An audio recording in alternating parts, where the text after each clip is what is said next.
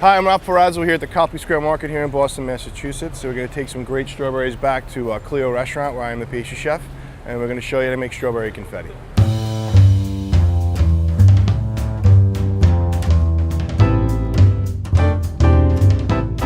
How do you guys harvest the strawberries? Basically, we just pick them off the vine. It's nothing like special. We don't have a machine or anything. It's done by humans. It's done by hand? So, yeah. Awesome. What do you think? It's juicy and sweet. Very delicious. I'm going to grab a couple of pints for the restaurant.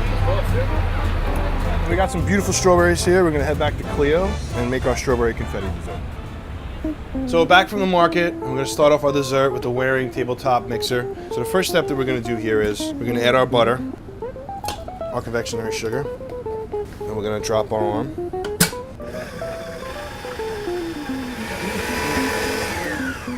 I didn't have to use a rubber spatula to scrape down my product. The Waring mixer does it all itself. It's actually a perfect even circle and aeration of cream and sugar. So now we're going to add our cream cheese. I love that it has this little plastic guard. So another product, again, doesn't get on the chef.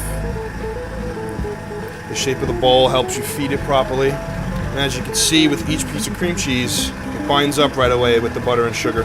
And here we have a fresh vanilla bean. Just slice it down the side. And then we raise our speed.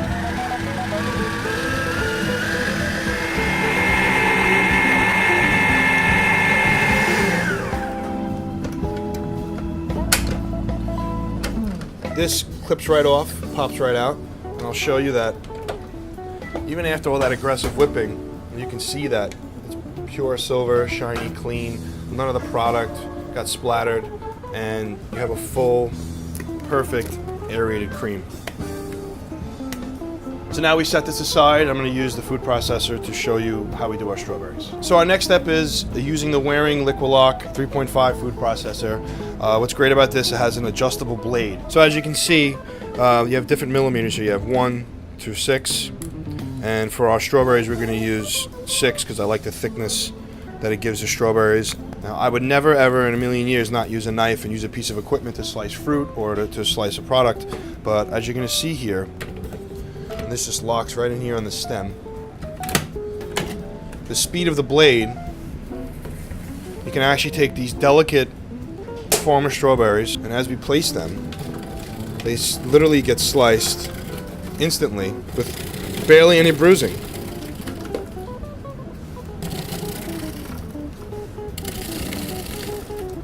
And now we will take the cream that we made earlier, a little hotel pan lined with plastic wrap,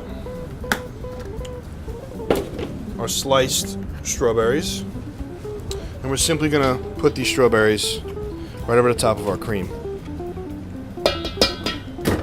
And then we fold our cream.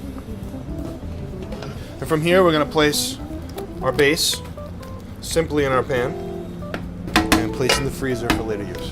Again, back to our Waring mixer. This is a simple recipe for my strawberry cracker. It's basically some tapioca starch, sugar,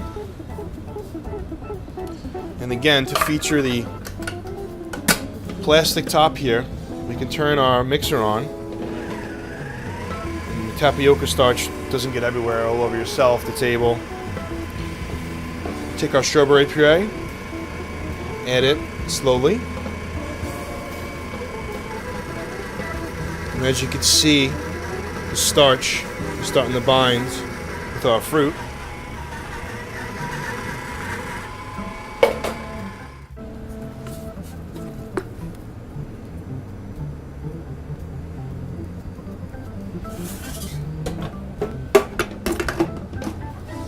So we inject our tapioca strawberry base in our plastic tube, controlling the amount of air pressure in there. There's about good. So we tie our ends here. And then from this stage we take our strawberry tube and we poach in a water bath for about a half hour at about 225 degrees. And then from there we actually take the product, we stick it in an ice bath to get the tapioca starch to congeal and freeze and slice thin to make our strawberry chips. Next we're going to be using our Waring spice grinder, and the best thing about this spice grinder is you can actually take freeze-dried strawberries and make a powder, and the blade is so fast and so sharp there's no gumming that appears from the natural pectin in the strawberries. We're also going to be adding some sugar, some citric acid, some taric acid. So with these ingredients, we're going to be creating our strawberry chips. So first we put our attachment here that just locks in. Using the Waring product, you actually save time in the kitchen because you don't have to get a strainer or a chinois of some sort to actually pass your powders to get the lumps out, because the spice grinder does it all itself. So from here, we take our grape powder and we simply add our sugar, our citric acid, our tartaric acid, and we combine them together.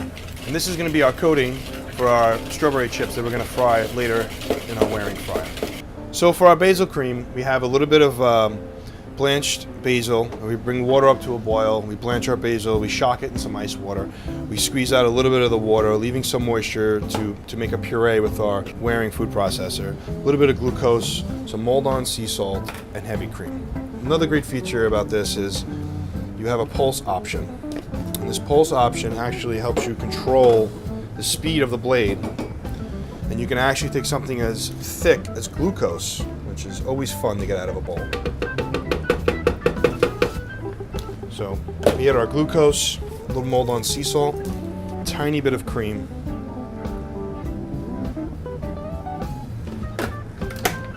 and then you have this great pulse option here. Rest of our cream. So I would never ever put fresh herbs in a food processor, but in this case I use the Waring food processor because it's sealed all the way around, so when I add my cream I don't have to worry about leakage, and the blade is so sharp and fast, there's not a lot of bruising on the herb where oxidation appears. So at this stage we take our food processor out. Another great feature about this food processor is that the blade is actually locked in, so you can scrape all your oils and cream and pulsed Thai basil. Just huge, strong flavor right now from these herbs. So from earlier, this is our strawberry confetti that we molded in a hotel pan here. And I've actually took the time to inject it in a tube also to have two options. Just like before, this just locks right in. You turn it on. And you can actually take either your blocks or your tube, whatever you would like. Personally, I like doing it in big blocks. And we just simply add this to the top.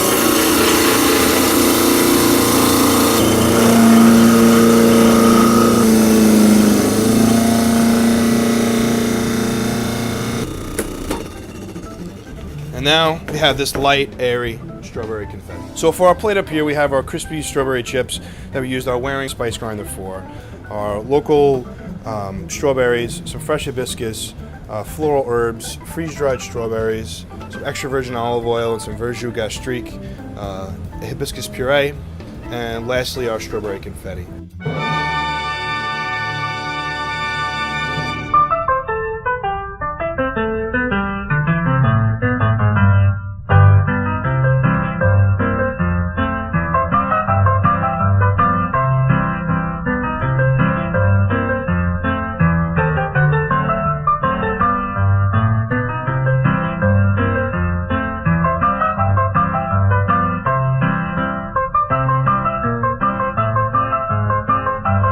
We're finishing the dessert off with malted cola nut sorbet.